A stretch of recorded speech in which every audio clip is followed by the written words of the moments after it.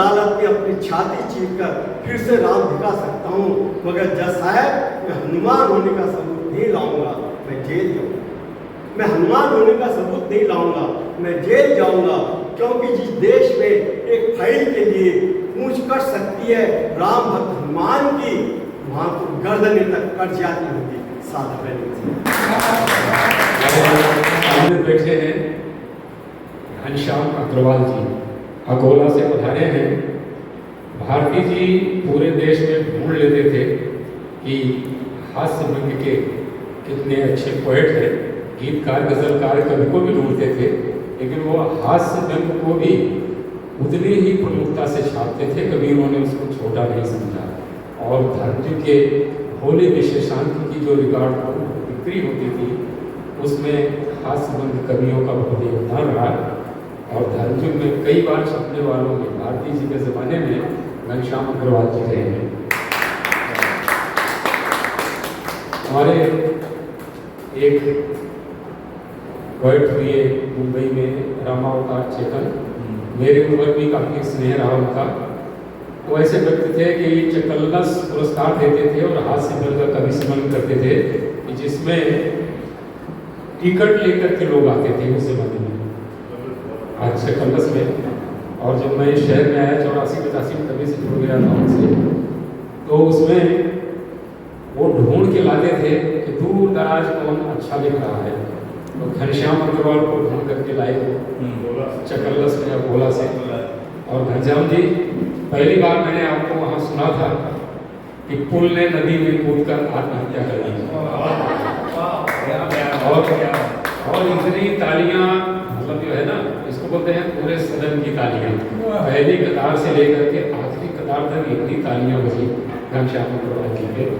और फिर समझिए कि उसी दिन से बस अपनी दोस्ती हो गई, अपना रिश्ता हो गया घनश्याम जी से। तो घनश्याम जी ने हास्य व्यंग्य के कवि के रूप में बहुत नाम कमाया। और इन्होंने जो व्यंग्य रचनाएं लिखी, इनकी व्यंग्य रचनाओं में एक ऐसा कथा सूत्र निहित होता है कि जो व्यंग्य रचनाओं को बहुत रोचक और दिलचस्प बना देता है।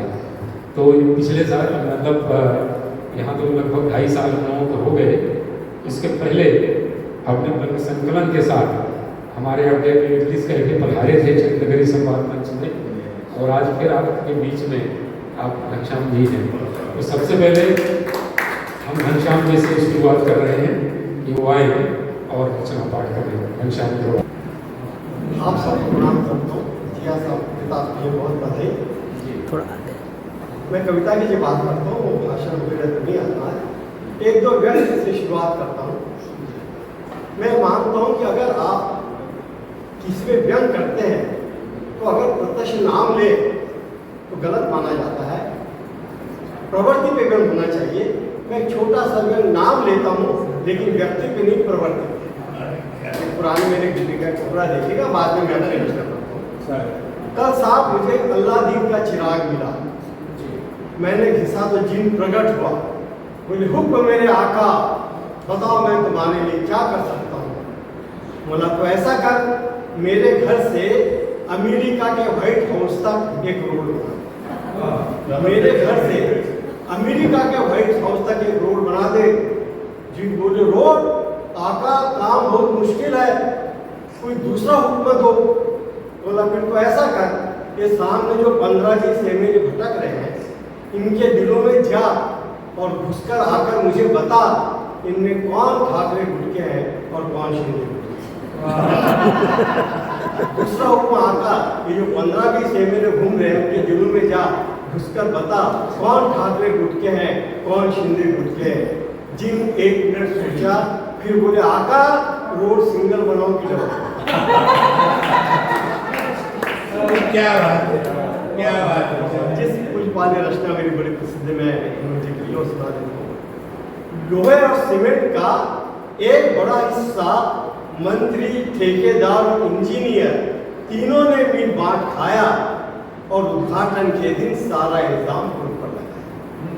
लोहे और सीमेंट का एक बड़ा हिस्सा मंत्री, ठेकेदार और इंजीनियर तीनों ने मिल बांट खाया, उद्घाटन के दिन सारा इल्जाम पुल पर लगाया। बेचारा पुल जानता था इनके सारे गुण, बेचारा पुल जानता था इनके सारे गुण, पर अपनी सभ्य में क्या कहे, कैसे कहे, इतना बड़ा इल्जाम भी कैसे सहे। 2 दिन बाद पुल ने नदी में कूदकर आत्महत्या की। 2 दिन बाद पुल ने नदी में कूदकर आत्महत्या की। अपनी ईमानदारी का सबूत देते हुए वह पानीदार पुल पानी में बह गया। मैंने भाव से नहीं खाया, ये बात मरते मरते एक रचना 10 मिनट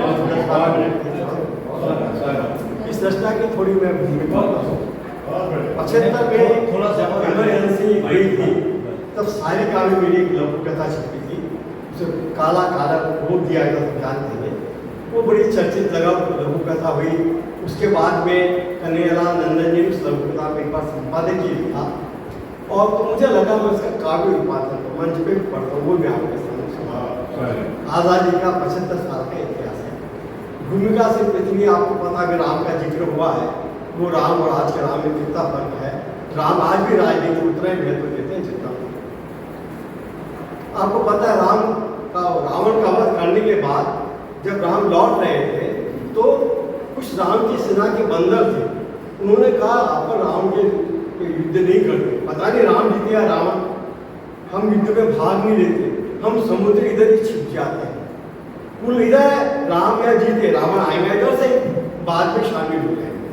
और ऐसा ही हुआ। रावण को मारने के बाद राम जब लौटे तो ईमानदार बंदर कुछ मारे गए, कुछ घायल हो गए।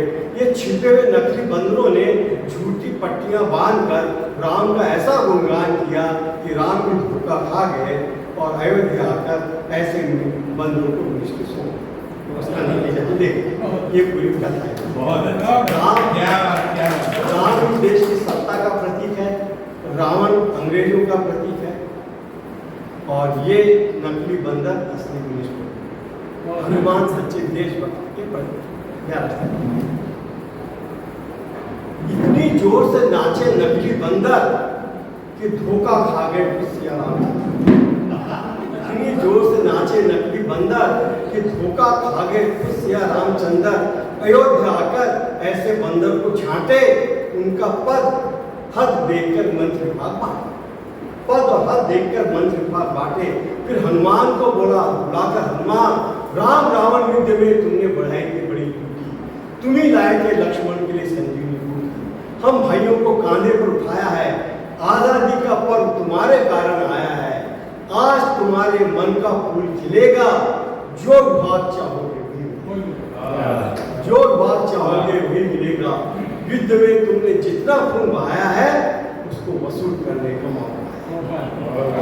हनुमान बोले, प्रभु मैंने कुर्सी के लिए खून नहीं बहाया, मैं जंगल जाऊंगा, आपके और देश के गुण गाऊंगा। राम बोले, हनुमान ऐसा मत करो, मेरी सरकार अल्प मत मेरी सरकार मत दे, मुझे किसी पे भरोसा नहीं है। कमबख्त पांव छूने आता है और टांग खींच कर जाता है। सिर्फ तुम पर भरोसा है, तुम मेरे भाई हो, मित्र हो, ईश्वर का दिया हुआ मेरे लिए प्रसाद हो। तुम मेरे लिए वही हो जो एक जमाने में कांग्रेस के लिए गुलाम नबी आजाद। तुम मेरे लिए वही हो जो कांग्रेस के लिए गुलाम नबी आजाद हो। हनुमान बोले, प्रभु जिस राजनीति में कोई शख्स पीछे से आजाद और सामने से गुलाम है,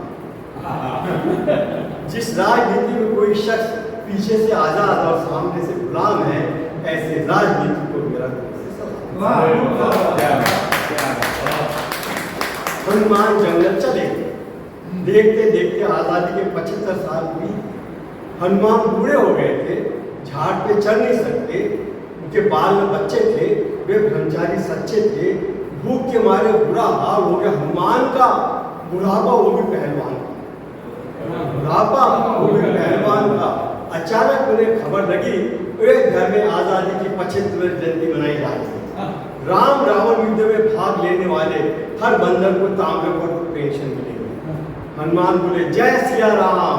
बुढ़ापे का हो गया इंतजाम। हनुमान ने पेंशन के लिए अर्जी करी, पर हनुमान को पेंशन नहीं मिली। लाचार हो पेंशन विभाग के दफ्तर गए तो बाबू ने कहा तुम्हारी अर्जी ही नहीं है। हनुमान ने नॉलेज में रसीद दी। तो दूसरे बाबू ने कहा तुम्हारी अर्जी आई थी और तो वजन नहीं था इसलिए उड़ गई। पर वजन नहीं था इसलिए उड़ गई है। हनुमान बोले ये वजन क्या चीज होता है भाई? तब बाबू ने बात बताई, अरे बिना वजन के हर चीज उड़ जाती है, इतना भी नहीं जानते। बिना वजन के हर चीज उड़ जाती है, इतना भी नहीं जानते। और पवन पुत्र होकर भी पवन के नियम को नहीं मानते। हनुमान बोले राम रावण युद्ध में मैंने पाठ खाया और बूढ़ा हो गया, मैं कहाँ से लाऊं? अरे बोले वजन का मतलब वो नहीं, वजन का मतलब रिश्वत, पैसे। तुम काम करो ऐसे, तुम्हारे पास ये पैसे, झाड़ पे जाओ, फल तोड़ कर लाओ, बाबू को खिलाओ, शाम को पेंशन ले जाओ। झाड़ पे जाओ, फल तोड़ कर लाओ, बाबू को खिलाओ, शाम को पेंशन ले जाओ। हनुमान बोले झाड़ पे चढ़ने की ताकत होती, फल तोड़ने की हिम्मत होती तो जंगल से रखता मैं अपना नाता, देशभक्ति भुलाने अयोध्या कभी नहीं। जंगल से रखता अपना नाता, देशभक्ति भुलाने अयोध्या कभी नहीं आता। पर बाबू ने कहा बिना रिश्वत के काम करो, कुछ न कुछ तो तुमको देना पड़ेगा। तुम काम करो, ऐसे पैसे नहीं है तो एक काम करो, अपनी धुन का एक एक टुकड़ा बाबू को दे दो। फॉरेन में बड़ी सी डिमांड है धुन की कि बंदा इतनी छलांग लगाता है, जरूर धुन में कुछ राज है, इसलिए तुम अपनी धुन का एक एक टुकड़ा बाबू को दे दो, तुम्हारा काम हो जाएगा। हनुमान के तन बदन में आग लगी। सोचा किसी धुन के अपमान के कारण एक दिन लंका में आग लगाई, किसी धुन के अपमान के कारण एक दिन लंका में आग लगाई थी, आज अयोध्या में आग लगाऊंगा तो देशभक्त नहीं आतंकवादी कहलाऊंगा, देशभक्त नहीं आतंकवादी कहलाऊंगा। मजबूरी का नाम लाल कृष्ण। यह कहावत उनको याद है। उन्होंने पूंछ आगे बढ़ाई, बाबू ने 20 इंच का टुकड़ा काटा, 2 साथियों में बांटा। हनुमान की फाइट आगे बढ़ी। दूसरा बाबू कैंची ले खड़ा था, 60 इंच काटने पर खड़ा था। हनुमान की पूंछ फिर कटी, फाइट आगे बढ़ी, पूंछ फिर कटी, फाइट आगे बढ़ी। आज अगर तुलसीदास होते, गण देखेगा, आज अगर तुलसीदास होते और ये सीन देखते तो पहले तो अपना माथा फोड़ते, फिर रामायण में एक नई चौपाई जोड़ते। पहले तो अपना माथा फोड़ते, फिर रामायण में एक नई चौपाई जोड़ते कि जस जस कपिवर पूंछ कटावा, तस तस घायल पड़ता जावा। जस जस कपिवर पूंछ कटावा, तस तस घायल पड़ता जावा। आखिरी बाबू ने काट दिया पूंछ का सारा हिस्सा, खत्म किया पेंशन का किस्सा। हनुमान को पेंशन तो मिली पर उनके होश गुम हो गए। वे 14 अगस्त की रात विदाउट गुम हो गए, 15 अगस्त की पूरी संध्या पे विदाउट गुम हो गए। अपनी कटी हुई धूप को देख लेकर सोचने लगे कि स्वर्ण जयंती तक आते आते यह आजादी की नौका कब, कहां और कैसे उलट गई। स्वर्ण जयंती तक आते आते यह आजादी की नौका कब, कहां और कैसे उलट गई कि जो पूंछ रावण के राज्य में सलामत थी वो राम राज्य।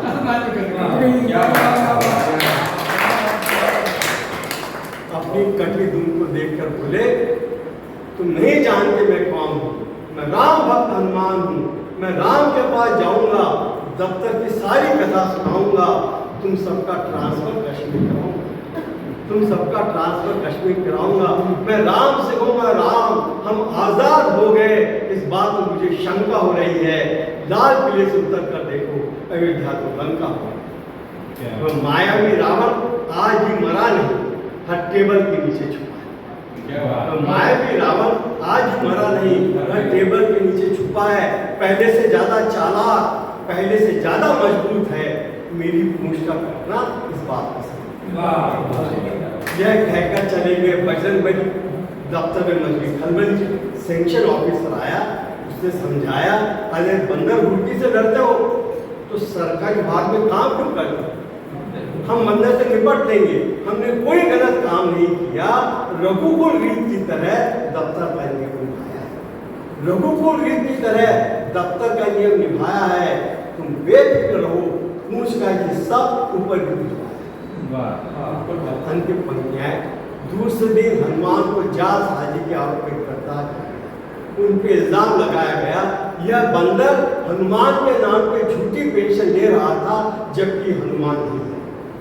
यह बंदर हनुमान के नाम पे झूठी पेंशन ले रहा है जबकि हनुमान नहीं है। सबूत में बताया गया हनुमान की एक लंबी दुम थी, इस बंदर की दुम नहीं है, इसलिए हनुमान नहीं। क्या क्या बहुत बढ़िया। जज बोले मिस्टर बंदर हनुमान होने का सबूत लाओगे कि जेल जाओगे? जज बोले मिस्टर बंदर हनुमान होने का सबूत लाओगे कि जेल जाओगे? हनुमान ने जज साहब बिना पूछ के भी हनुमान होने का सबूत ला सकता हूं, बिना पूछ के भी हनुमान होने का सबूत ला सकता हूं। इस अदालत में अपनी छाती चीरकर फिर से राम दिखा सकता हूं। बिना पूछ के हनुमान होने का सबूत ला सकता हूँ। इस अदालत में अपनी छाती चीरकर फिर से राम दिखा सकता हूँ। मगर जज साहब मैं हनुमान होने का सबूत नहीं लाऊंगा, मैं जेल जाऊंगा। मैं हनुमान होने का सबूत नहीं लाऊंगा, मैं जेल जाऊंगा। क्योंकि जिस देश में एक फाइल के लिए पूछ कर सकती है राम भक्त हनुमान की, वहाँ तो गर्दने तक कट जाती होगी साधारण से। मैं गर्दने कटने का दृश्य देखने के लिए ऐसा कलेजा कहाँ से लाऊंगा? जज साहब हनुमान होने का सबूत नहीं लाऊंगा, मैं जेल जाऊंगा। हनुमान जेल चले गए, आप भी इस रचना से चले गए। ना तो कथा है, ना कविता है, ना ही बात किसी हनुमान की है, ये तो एक व्यथा है जो पूरे हिंदुस्तान। संकेत के प्रतीक के माध्यम से बहुत अच्छा ग्रंथ घनश्याम अग्रवाल जी ने आप सबके सामने पेश किया। और आप सब जानते हैं कि हम लोगों को जब आज़ादी मिली थी तो उसके बाद कई ऐसे लोग थे कि जो देशभक्त बन गए और कई ऐसे थे कि जो सचमुच देशभक्त थे, उनसे सबूत माना जाने लगा कि आप देशभक्त होने का सबूत लाइए। तो इस तरह से चलता रहता है सरकारी कामकाज, और पेपर पे वजन ना रखो तो पेपर हो जाता है। ये आज भी जारी है अपने देश में।